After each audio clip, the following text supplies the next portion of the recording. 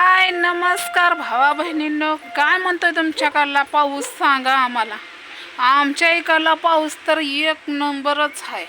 आज उघडलाय बघा, हो का वाढलंय तर किती गोडजार दिसायलंय. हे का तर आबाळ आलंय, बरंच लय आबाळ आलंय.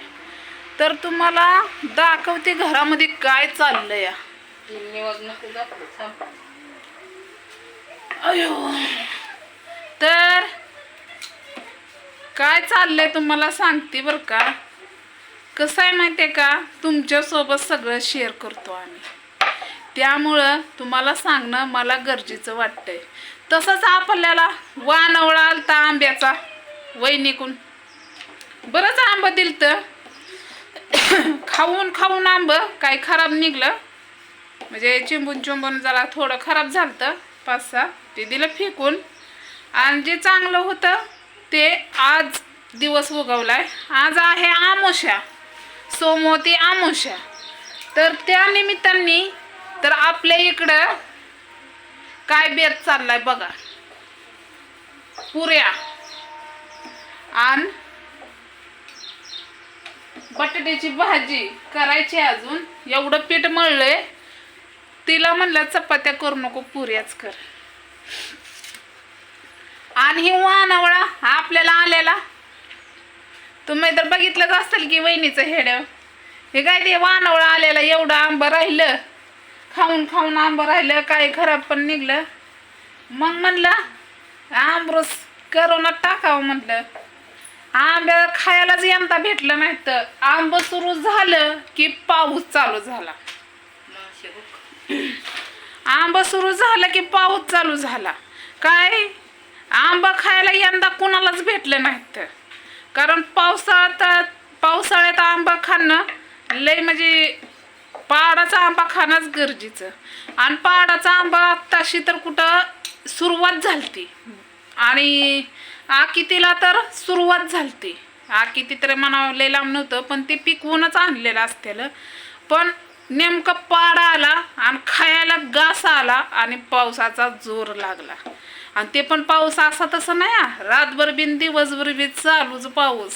आणि मग कशाला आंबा खायला, आता आंबा कोण त्याला बघ ना.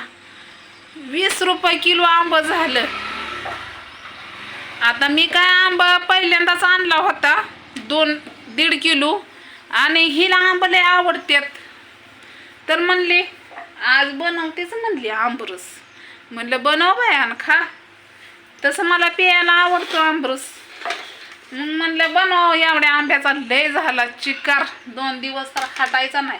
आपल्याकडं नाही फ्रीजमध्ये ठेवून चांगलं राहिलं असतं आंब, कवर बी खाल्लं असतं. आता पावसाळ्यात खाऊन उभ्या खायच्या. आता काय सुत्त पडतात म्हण, काय होतं लय काय काय असतंय बघा.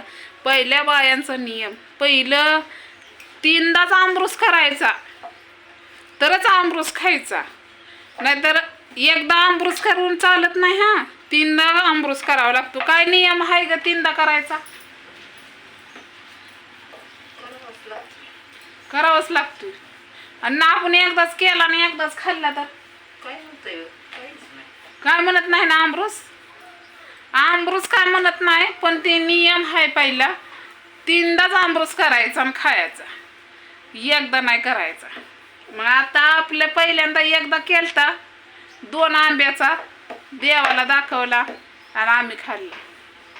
आता 3-6 आंब्याचा करायचा. हे काय 6 आंब्याचा करायचा.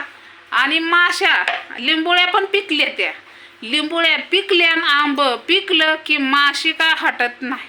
आणि आषाढाच्या महिन्यात तर काय सांगूच नका, सुईच नाही. आता आयांची जत्रा आली की मग कापा कापीन घासाघासी दणकाच द्यायचा ठेवून. आज इथं कोंबडा तर उद्या तिथं कोंबडा खायचा. तर आपल्या पण इथं असतो, जर वर्षाचा असतो. तुम्हाला तर माहितीच आहे. नाही तुम्हाला माहीत नाही, मी सांगते, कारण ह्याच्या आधी मी दाखवतच नव्हती, त्यामुळं तुम्हाला माहितीच नाही. तर आता या आंबरस खायला आई लय गोडझार बनवते आमच्या आंबरस.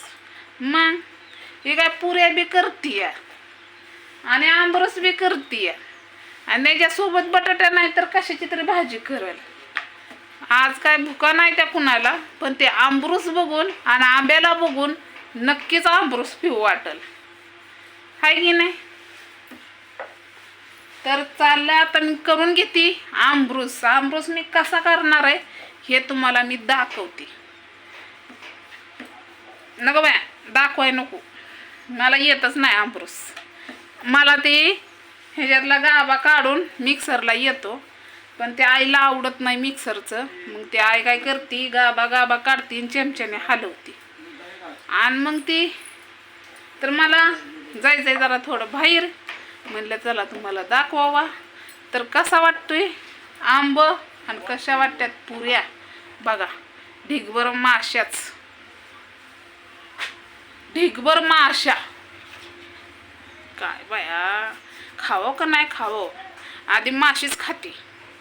ते हुमान बे हाय, काळ्या राणी हत्ती मेला, त्याचा बोचा उपसून नेला, कोणच्या रांडाने उष्टा केला. काय ग? येळा म्हणजे कापूस बाहेर पडतो. काय ग?